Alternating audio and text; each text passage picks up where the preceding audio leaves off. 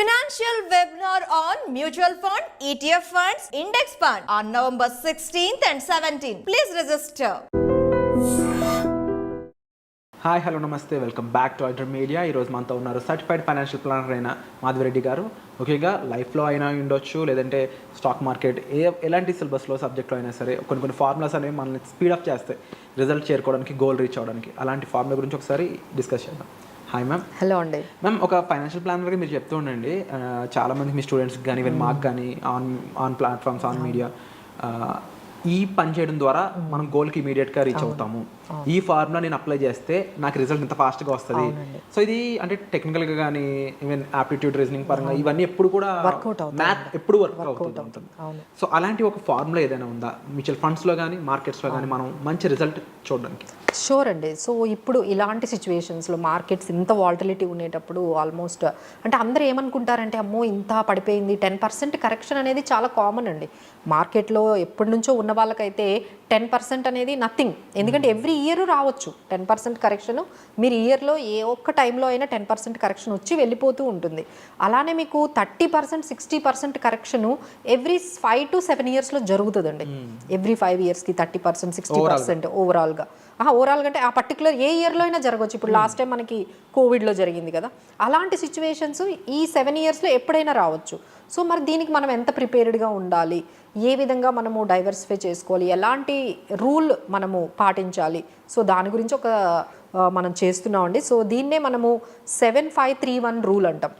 7-5-3-1 అంటే 7 అంటే ఇక్కడ మీనింగ్ ఏంటంటే 7 ఇయర్స్ అని. మ్యూచువల్ ఫండ్స్లో ఏంటంటే ఒక 7 ఇయర్స్ అయినా మినిమం ఉండాలండి. ఉంటే మీకు ఎలాంటి రిస్క్స్ అయినా, ఇప్పుడు మీకు 10% రిస్క్ రావచ్చు, మేబీ ఫ్యూచర్లో 20% కరెక్ట్ అయిపోవచ్చు మార్కెట్, మేబీ 30% కూడా కరెక్ట్ అయినా సరే మళ్ళీ మీకు అంతా కూడా రిస్క్ మేనేజ్మెంట్ అనేది జరిగిపోతుంది. బికాజ్ ఆఫ్ ద టైం తగ్గుతుంది, పెరుగుతుంది. కాబట్టి ఫైనల్గా మీరు 7 ఇయర్స్ కానీ మార్కెట్లో ఉన్నట్లయితే ఎలాంటి రిస్క్నైనా అది మేనేజ్ చేయగలుగుతుంది. So markets can give the same 15% మనం సిఏజిఆర్ ఏదైతే ఎక్స్పెక్ట్ చేస్తున్నామో అది మీకు రావాలి. ఈ ఒడిదుడుకుల్లో కూడా మనకి ఆ పర్సంటేజ్ రిటర్న్ రావాలి అంటే మీరు 7 ఇయర్స్ ఉండాలి. అంతేగాని మీరు ఇలా 10%, 20% కరెక్ట్ అవ్వగానే ఇదే మార్కెట్ అని మీరు వెళ్ళిపోయారు అనుకోండి, you will miss out the opportunity and the chance అన్నమాట. సో ఇది ఎస్పెషల్లీ మ్యూచువల్ ఫండ్స్లో బాగా ఎస్ఐపి ద్వారా చేసే వాళ్ళకైతే బాగా వండర్ఫుల్గా వర్కౌట్ అవుతుందండి. సో అందరూ ఇప్పుడు ఎస్ఐపీస్ చేస్తున్నారు. సో ఎస్ఐపీస్ చేసే వాళ్ళందరికీ కూడా మేము చెప్పేది ఏంటంటే ఇలాంటి మార్కెట్ కరెక్షన్స్లో బయటకు వెళ్ళిపోకుండా stay invested, don't get panic, don't sell, don't stop SIPs, continue with at least 7 years. So మీరు ఏవైతే ఇప్పుడు చూస్తున్నారో ఇవన్నీ కూడా మీకు రిస్క్ మిటిగేట్ అనేది జరిగిపోతుంది. So that is the first rule, stay with 7 years. Next rule ఏంటంటే 5. మనం ఏంటంటే 5 కేటగిరీస్లో ఉండాలండి. అంటే కొంతమంది ఏం చేస్తారంటే మొత్తం తీసుకొని వెళ్ళి మిడ్ క్యాప్, లేదంటే మొత్తం అమౌంట్ స్కీమ్స్ అన్నీ కూడా వాళ్ళ దగ్గర స్మాల్ క్యాప్సే ఉంటాయి. కొంతమంది అన్నీ కూడా ఈటీఎఫ్సే. ఇలా ఏంటంటే మీకు ఏ కేటగిరీ నచ్చితే అందులో 50-60% అమౌంట్ అంతా కూడా ఆ కేటగిరీలోనే పెట్టేస్తూ ఉంటారు. సో ఇలా కాకుండా మీరు best 5 categories like growth stocks, value stocks ఉన్న లార్జ్ అండ్ మిడ్ క్యాప్స్లో పెట్టొచ్చు. తర్వాత స్మాల్ క్యాప్స్లో ఇంకొంచెం హయ్యర్ రిటర్న్స్ కోసం స్మాల్ క్యాప్స్లో పెట్టొచ్చు. అలానే ఇప్పుడు మనం చెప్పినట్టుగా ఒక గ్లోబల్ ఫండ్ని యాడ్ చేసుకోండి, ఒక మల్టీ అసెట్ ఫండ్ని యాడ్ చేసుకోండి, డెట్తో ఉన్న ఒక ఈక్విటీ అండ్ ప్లస్ అగ్రెసివ్ డెట్ని యాడ్ చేయండి. సో ఇలాంటి కేటగిరీస్ కానీ మీరు అట్లీస్ట్ స్ట్రాంగ్ కేటగిరీస్ ఒక 5 కేటగిరీస్ అనేవి మీకు సూటబుల్ అయ్యేవి మీరు మెయింటైన్ చేయండి. That will be works very well for this rule. And third one ఏంటంటే 3 సినారియోస్ వస్తాయండి ప్రతి ఒక్కరికి ఈ ఇన్వెస్ట్మెంట్ సైకిల్లో. అది మీరైతే ఎక్స్పీరియన్స్ చేస్తారు. ఫస్ట్ ఏంటంటే మీకు డిసప్పాయింట్మెంట్ వస్తుందండి ఇన్వెస్ట్మెంట్స్ చేసేటప్పుడు. ఎట్లా అంటే మీరు ఎందుకు స్టాక్ మార్కెట్లో ఇన్వెస్ట్ చేస్తారు, ఈ ఎఫ్డీలో పెడితే 5%, 6% వస్తుంది, ఇందులో పెడితే డబల్ వస్తుంది అని చెప్పి మీరు వచ్చారు. సో అందరూ చెప్పిన విని మా వీడియోస్ అవి చూసి మీరు ఫైనల్గా ఇక్కడికి వచ్చారు. ఇక్కడికి వచ్చిన తర్వాత కూడా మీకు 6% వచ్చింది. So you will get disappoint. అరే ఏంటి నేను ఇంత అడ్వెంచరస్గా నేను కొంచెం నా ఇన్వెస్ట్మెంట్ స్టైల్ మారి నేను ఇక్కడికి వస్తే మళ్ళీ ఇక్కడ కూడా ఇదే రిటర్న్ వచ్చింది అని. సో అప్పుడు ఎలా హ్యాండిల్ చేయాలి? నెక్స్ట్ వన్ ఏంటంటే ఇరిటేషన్. అసలు 7% కాదు కదా, ఎఫ్డీ కన్నా తక్కువ రిటర్న్స్ వచ్చాయనుకో, హౌ డూ యూ ఫీల్? ఏంటి ఇంత ఇరిటేషన్ వస్తుంది, సార్ అక్కడ పెట్టుకున్నా బాగుండు, నేను కనీసం దానికన్నా బెటర్ రిటర్న్స్ వచ్చేవి అనేది. సో అలాంటి ఇరిటేషన్ మూమెంట్ కూడా వస్తుంది మీకు. థర్డ్ అండ్ వర్స్ట్ మూమెంట్ ఏంటంటే ప్యానిక్.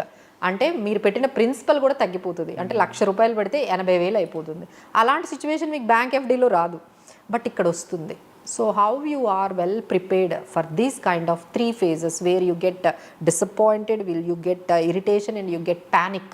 ఈ సిచ్యువేషన్స్లో మీరు ఎలా హ్యాండిల్ చేయాలి అనే దాన్ని బట్టే మన నెక్స్ట్ ఈ గ్రోత్ అనేది ఉంటుంది. So that is called third, అంటే 7 years అండ్ 5 కేటగిరీస్లో మనం ఉండాలి. ఈ 3 ప్యానిక్ స్టేజెస్ని మనం హ్యాండిల్ చేయగలగాలి ప్రాపర్గా. అండ్ ఫైనల్గా 1% అంటే అట్లీస్ట్ ఎవ్రీ ఇయర్ మనము స్టెప్అప్ చేసుకుంటూ వెళ్ళాలండి. మనం ఇన్వెస్ట్మెంట్స్ 10% అయినా మనము, లేకపోతే 5%, మినిమం 1-2% అయినా మీరు స్టెప్అప్ చేసుకుంటూ వెళ్తే అప్పుడైతే కానీ మనకి ఏదైతే ఎస్ఐపిస్ చేస్తున్నారో మనం చెప్తున్న ఈ 7531 రూల్ కానీ మీరు పాటించినట్లయితే definitely you achieve your goal. మన వెల్త్ క్రియేషన్ అయితే ఎన్ని మనకి ఒడిదుడుకులు వచ్చినా మార్కెట్లో, ఇలాంటి ట్రంప్ ఎఫెక్ట్ కానీ లేకపోతే బడ్జెట్ ఎఫెక్ట్ కానీ, మన దగ్గర కూడా పొలిటికల్గా చాలా మనకి అంటే సిస్టమాటిక్గా చాలా చేంజెస్ వస్తాయండి. అన్సిస్టమాటిక్ చేంజెస్ కూడా వస్తాయి. అంటే మ్యాక్రో లెవెల్లో, మైక్రో లెవెల్లో, కంపెనీ లెవెల్లో చేంజెస్ వస్తాయి. అలానే ఎకానమీ లెవెల్లో కూడా చాలా చేంజెస్ వస్తాయి. ఇప్పుడు మనదంతా గ్లోబలైజ్డ్ కాబట్టి గ్లోబల్ ఇంపాక్ట్ కూడా ఉంటుంది. సో ఇవన్నీ part and parcel of equity అండి. మీరు ఎప్పుడైతే ఈక్విటీకి వచ్చారో ఇవన్నీ కూడా కామన్, బట్ వీటిని మీరు అన్నీ చెయ్యాలి అంటే ఇలాంటి రూల్స్ పాటించాలి. బట్ ఇవన్నీ చెప్పడానికి చాలా ఈజీగా ఉంటాయండి, బట్ పాటించడం అయితే అయినో మీ ఎమోషన్స్ అన్నీ కూడా ఫియర్ కానీ గ్రీడ్ కానీ అన్నీ కూడా మీకు వచ్చేస్తూ ఉంటాయి. ఈక్విటీలో అయితే ఎంట్రీ చాలా ఈజీయేనండి, ఎవరైనా ఈక్విటీలోకి వచ్చేయచ్చు. But how you are managing surviving in this all these kind of things అంటే చాలా టఫ్ అండి. సో ఇలా మీ ఎమోషన్స్, మీ గ్రీడ్ ఇలాంటివన్నీ మీకు ఇంపాక్ట్ కాకుండా ఉండాలంటే better you go with expert.